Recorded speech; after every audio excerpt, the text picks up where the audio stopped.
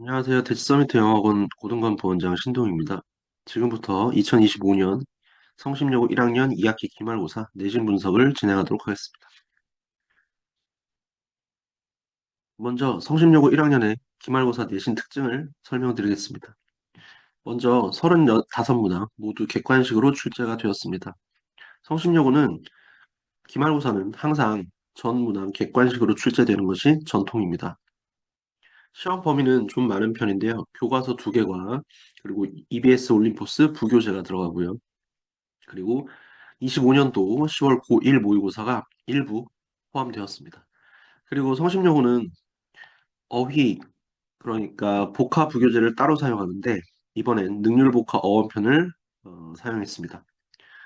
들어가는 교재 수도 많고 그리고 각 교재에서 채용되는 채택되는 지문 수도 많아서 사실 시험 범위는 굉장히 많다고 볼 수 있습니다. 다른 여타 학교와 비교해도 많다라고 생각하시면 되겠습니다. 그리고 세 번째, 위에서 얘기한 능률복화 어원편 부교재에서 음, 문제가 출제되는 비중이 굉장히 높습니다. 100%다 이 교재에서 출제가 되는데 단순하게 표제어와 모양만 가지고 문제를 풀 수 있는 경우는 없고요. 단어 교재에서의 예문을 적극적으로 활용해서 문제를 출제하기 때문에 예문도 같이 공부를 해야 된다는 게 학생들 좀 까다롭게 만드는 편이긴 합니다. 그런데 어휘가 보통 다른 학교에서는 출제 비중이 그렇게 높지 않은 반면에 성심여고에서는 출제 비중이 굉장히 높은 편입니다. 이 뒤에 이어지는 설명에서 각 유형별 비중을 제가 보여드릴 텐데 어휘 문제의 비중이 절대로 적지 않아요. 그래서 그냥 어휘를 난 하기 싫다. 그러고서 그냥 넘기기에는 출제 비중이 굉장히 높다. 그리고 시험제 후반부 막바지에는 모두 이 어휘 문제로 집중되기 때문에 절대로 간과할 수는 없는 유형입니다. 그다음 네 번째로 35문항이 모두 객관식으로 출제되다 보니까 학생들이 굉장히 만만하게 보는 경우가 있어요. 서사평이 없다라는 게 굉장히 부담이 적은 건 사실이지만 다답형 문제가 다수 출제되기 때문에 만만하게 볼 수 있는 시험은 아닙니다. 게다가 문법 같은 경우에는 거의 다 다답형으로 출제되기 때문에 탄탄하게 공부를 하지 않으면 점수를 받기가 어렵다라는 게 이 성심여고 1학년 내신의 특징이라고 볼 수 있습니다. 특히나 기말고사의 특징이겠죠. 이번 기말고사에서는 문법이 총 5문항 나왔는데 그중에 4문항이 모두 단합형으로 출제되어서 이 부분에서 점수를 깎이는 친구들이 굉장히 많았을 것으로 예상이 되고요. 그리고 성심여고는 다른 학교와 달리 지필고사가 30점 만점인데 문법 같은 경우에는 배점이 굉장히 높은 편입니다. 뭐 1점이라든가 뭐 0.8점이라든가 총점이 30점이다 보니까 1점짜리 문제는 굉장히 배점이 높은 편이거든요. 그런데 문법 문제들은 대부분 높은 배점으로 출제가 되기 때문에 굉장히 탄탄하게 공부하지 않으면 크게 점수를 잃을 가능성이 높은 시험이라고 볼 수 있습니다. 그럼 이번에는 각 유형별 비중을 한번 살펴보도록 하겠습니다. 아까 말씀드린 대로 어법 문제가 총 5문제 출제되었는데 이 중에 4문제가 단합형으로 출제되어서 학생들을 굉장히 괴롭혔을 거고요. 그리고 전체 35문항이 출제되었고 전체 35문항 모두 객관식으로 출제가 되었습니다.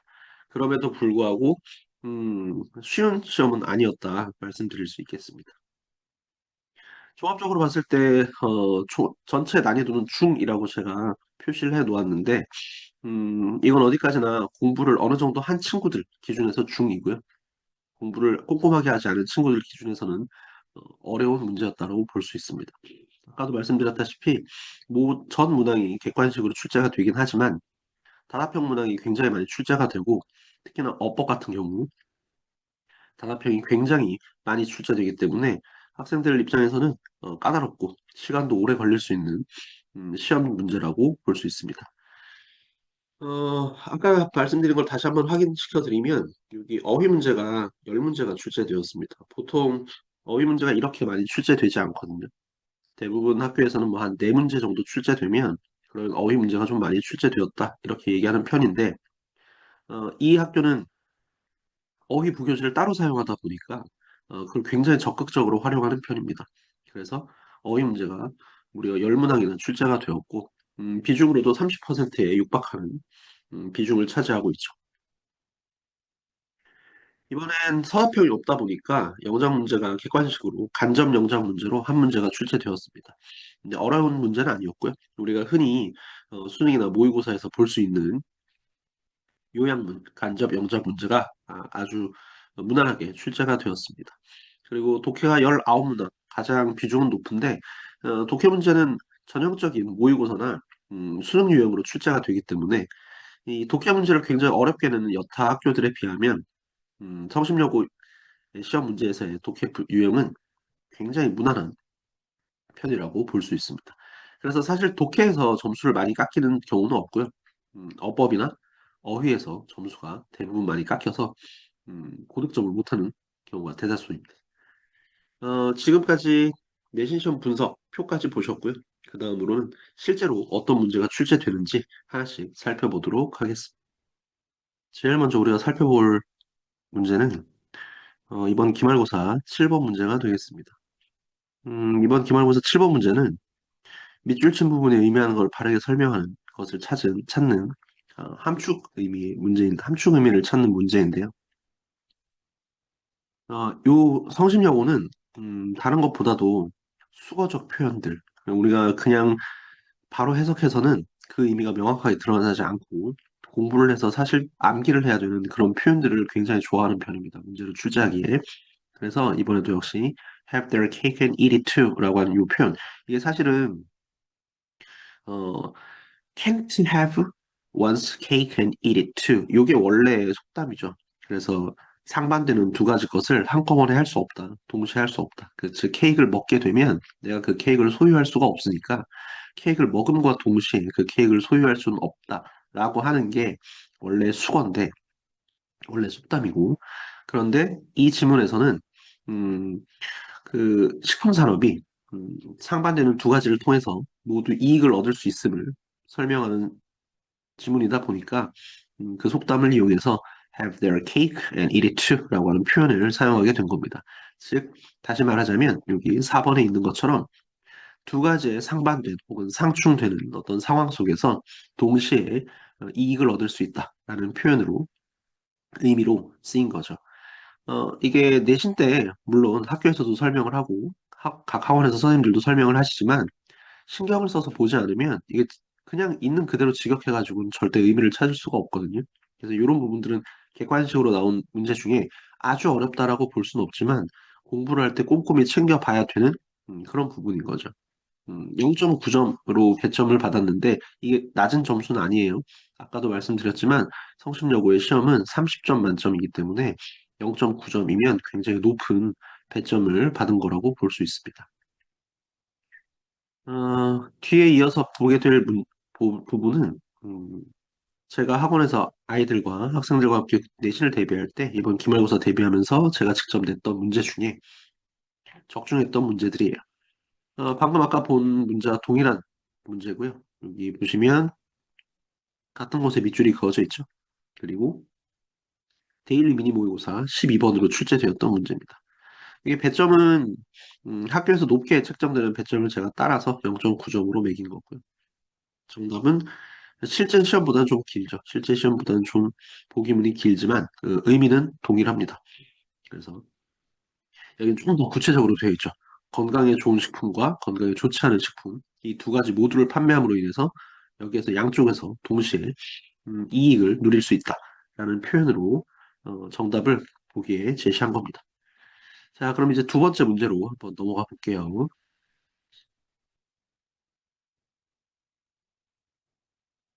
두 번째 문제는 빈칸 추론 문제입니다. 빈칸 추론 문제는 우리가 모의고사나 수능 유형의 가장 전형적인 문제 유형이기도 하고 우리 학생들을 가장 괴롭히는 문제들 중에 하나이기도 하죠. 굉장히 까다로우니까요.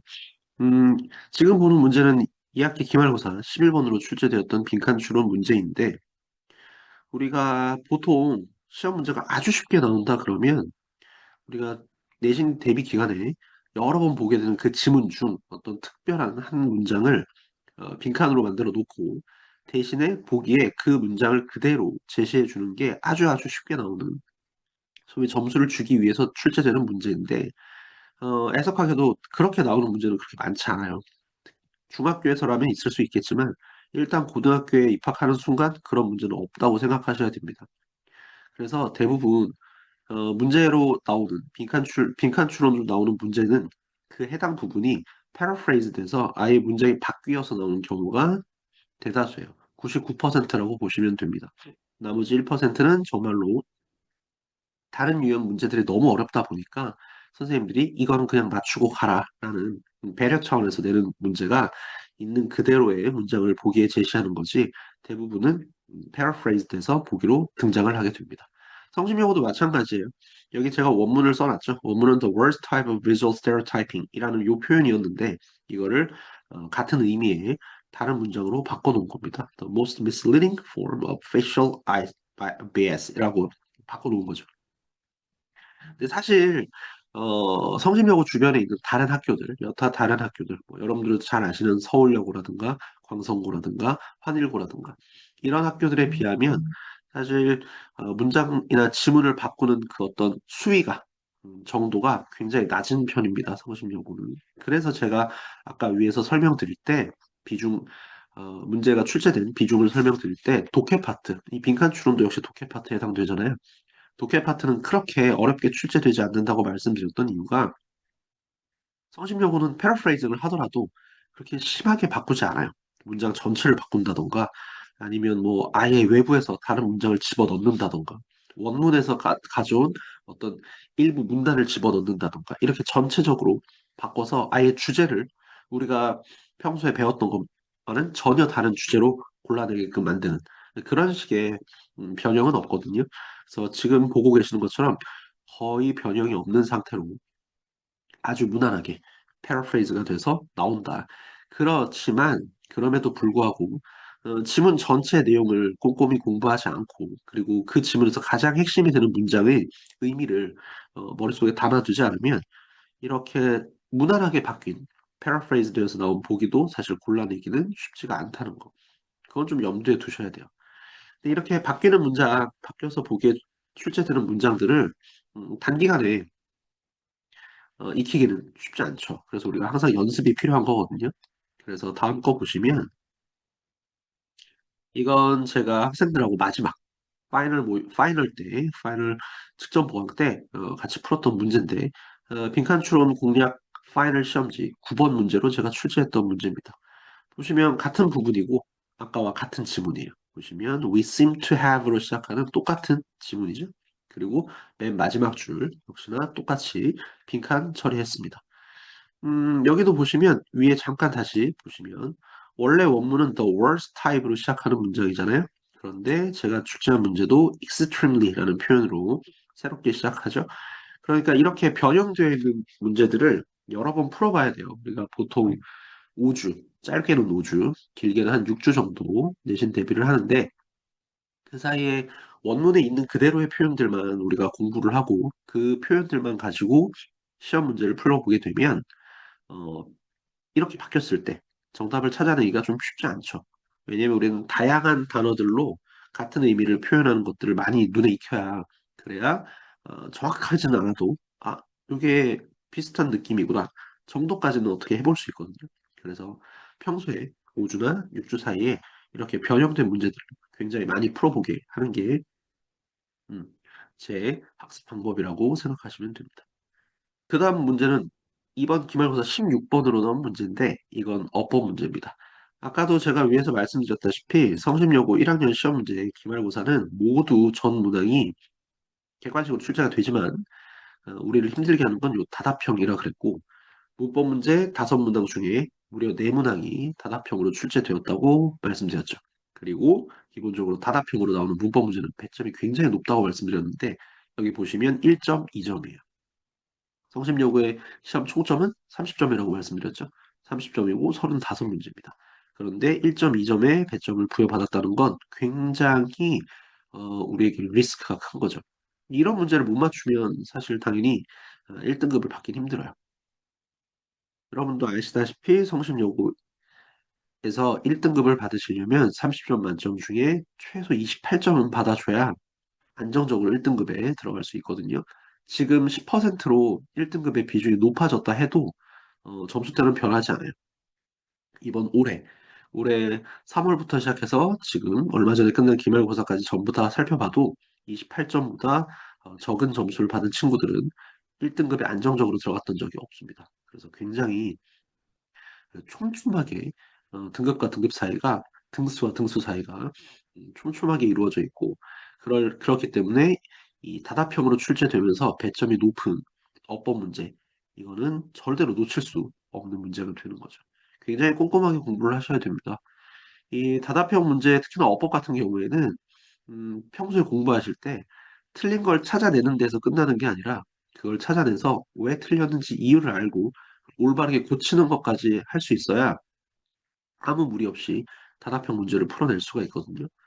그래서 이런 문제들은 평소에 내신 대비 때 말고 그 이외 정규 수업이라든가 방학들을 이용해서 본인이 부족하다 그러면 굉장히 많이 챙겨줘야 되는 부분인 건 사실이에요. 1, 2, 3번 세 개가 정답으로 출제가 되었고요. 이것도 역시 마찬가지로 내신 대비 때 5주와 6주 사이에 굉장히 많은 연습을 합니다. 그래서 한 번 더 보여드리면 아까와 동일한 지문이고요. 이건 역시 마지막 파이널 직전 보강 때 제가 학생들에게 주고 그리고 같이 풀어봤던 문제 일부입니다. 파이널 어법 자료의 27번 문제고요. 동일한 지문이고 제가 좀 더 보기가 많죠. 학교에서는 보통 5개의 보기를 제시하는데 우리는 사실 뭐가 어디에서 나올지 모르잖아요. 그래서 우리 연습할 때는 뭐 6개, 7개, 많게는 10개까지도 보기에 제시가 되고요. 정답수도 굉장히 많죠. 제가 낸 출제한 문제는 2번부터 6번까지. 보기가 1번부터 6번까지인데 5개가 정답이 되도록 출제를 했습니다. 물론 학생들은 굉장히 싫어합니다. 정답이 너무 많으니까요. 이럴 것 같으면 그냥 6개 다 하라고 하는 친구들도 있어요. 근데 어쩔 수 없어요. 우리는 내가 알고 있는 문법을 얼마나 내가 알고 있는가를 확인하려면 는 오류들을 보여주고 그 오류들을 찾아내는 연습을 해야 되기 때문에 학생들이 싫어해도 항상 이런 형태로 문제를 냅니다. 그래서 보시면 그냥 단순하게 찾아내기만 하는 건 도움이 별로 되지 않아요. 찾아낸 다음에 왜 틀렸는지까지 고칠 수 있어야 됩니다. 왜냐하면 기말고사야 전 문항이 객관식으로 출제되니까 어색한 부분을 찾아내는 능력만 길러도 소화가 될 텐데 우리가 기말고사만 보는 건 아니잖아요. 중간고사도 봐야 되죠. 근데 그 중간고사를 또 5주라는 기간 안에 모든 걸 다 익힐 수는 없으니까 평소에 평소에 고치는 것까지 해놔야 중간고사 때 나오는 어법 다답형 혹은 어법 서답형 서답형은 찾아가지고 고쳐야 되거든요. 그것까지 해결하려면 당연히 어, 틀린 곳을 찾고 이유를 알고 그리고 어떻게 바르게 고쳐야 되는지까지 공부가 되어 있어야 하는 게 당연한 얘기입니다. 자, 그래서 지금까지 학교에서 출제되었던 세 개의 문제를 확인했고요. 그리고 그 세 개의 문제를 해결하기 위해서 제가 학생들과 어떤 문제로 어떻게 공부를 했는지 또 어떻게 적중을 했는지까지 살펴봤습니다. 그러면 이런 까다로운 시험지를 잘 풀어내기 위해서 우리는 어떻게 공부를 해야 되는지 마지막으로 한번 살펴볼게요. 자, 성심여고 1학년 시험을 잘 보고 고득점을 받기 위해선 어떻게 공부를 해야 되냐면 일단 첫 번째 아까도 말씀드렸죠. 복화 교재가 부교재가 굉장히 중요해요. 거기에서 무려 이번에 10문제나 출제되었을 만큼 출제 비중이 높거든요. 근데 단순하게 단어의 모양과 표제어만 암기해가지고는 불가능하다는 거. 뭐가 반드시 포함되어야 하냐면 예문을 공부하는 게 반드시 필요합니다. 그래서 내신을 대비하는 그 중반부까지는 우리가 어쨌든 단어의 모양과 표저의 뜻을 암기해야 응용으로 넘어갈 수 있기 때문에 기본적으로 전반부에는 복화교재 시험 범위에 해당되는 표제어 암기를 기본으로 하고요. 전반부 지나고 나면 그 뒤부터는 예문을 활용한 아, 모의고사를 매번 수업에 올 때마다 보게 됩니다. 그렇게 하지 않으면 금방 잊어버리거든요. 그리고 또 단어는 워낙에 학생들이 하기 싫어하는 파트라서 억지로 강제적으로 뭔가를 하지 않으면 혼자 하기가 쉽지 않아서 매번 예문을 응용한 문제를 내고 데일리 모의고사를 봅니다. 그다음 두 번째, 뭐 이거 기본 중에 기본이죠. 본문의 내용과 주제를 반복적으로 학습해 줘야 됩니다. 뭐 5주, 6주 사이에 우리는 정해져 있는 범위 안에서 공부를 하는 거니까 뭐 하나라도 놓치지 않으려면 지속적으로 본문과 주제를 반복 학습해야 되고요. 그걸 토대로 어, 문제도 많이 풀어봐야 되겠죠. 그다음 세 번째, 문법이 다답형으로 출제되다 보니까 굉장히 까다롭다고 말씀드렸어요. 그래서 주요 문법 항상 익혀야 되고요. 암기하셔야 됩니다. 그리고 아까도 말씀드렸지만 성심여고는 표현들을 좀 중요하게 여기는 편이에요. 서답형이 나올 때에도 영작 문제가 엄청 길게 나오는 경우는 없어요. 주로 수어라든가 표현적인 부분들을 짤막짤막하게 서답형으로 출제하기 때문에 성심여고에서 고득점을 받기 위해서는 이 표현 암기가 굉장히 중요하다는 거. 우리가 항상 공부를 할 때는 개념만 살펴보면 보고 끝나면 남는 게 없죠. 반드시 해당되는 부분에 관련된 유형별 문제를 반드시 풀어야 됩니다. 그래서 저는 뭐 매일같이 학생들이 오면 수업 있을 때마다 데일리 모의고사도 보고요. 각종 유형별 데일리 테스트도 보고요. 그렇게 쭉 이어가다가 마지막에 파이널 모의고사까지 보게 되는 겁니다. 그래서 이게 가장 중요해요. 공부를 아무리 열심히 해도 계속 같은 얘기를 반복하는 거지만 아무리 공부를 열심히 해도 문제를 많이 풀어보지 않으면 근데 문제도 아무거나 풀어보면 안 되겠죠. 우리 학교에서 나오는 것과 같은 유형의 문제들을 많이 풀어봐야 되는데 매번 수업에 올 때마다 3개년 성심여고 시험지 3개년 기출 유형을 펼쳐놓고 그걸 기반으로 해서 미니 모의고사를 출제합니다. 그래서 3개년 기출 유형을 기반으로 한 미니 모의고사를 계속 풀어서 실전 감각을 익혀두는 게 매우 중요하다. 근데 이건 사실 혼자서 해결하기는 힘들죠. 선생님들의 도움을 많이 받아야 되는 부분이긴 합니다. 자, 지금까지 우리가 성심여고 1학년 2025년 2학기 기말고사의 내신 분석을 진행해 봤습니다. 좋은 점수를 받으신 분들도 있을 거고, 좋지 않은 점수를, 혹은 아쉬운 점수를 받으신 분들도 있을 텐데, 이제 겨우 1학년 끝났을 뿐입니다. 우리에겐 아직 2학년 4번의 시험과 3학년 1학기 2번의 시험이 남아 있으니까, 남은 시험들은 조금 더 꼼꼼하게 공부해서, 좋은 마무리 했으면 좋겠습니다. 다음엔, 새롭게 시작하는 2026년 1학기 중간고사 내신 분석으로 다시 돌아오도록 하겠습니다. 감사합니다.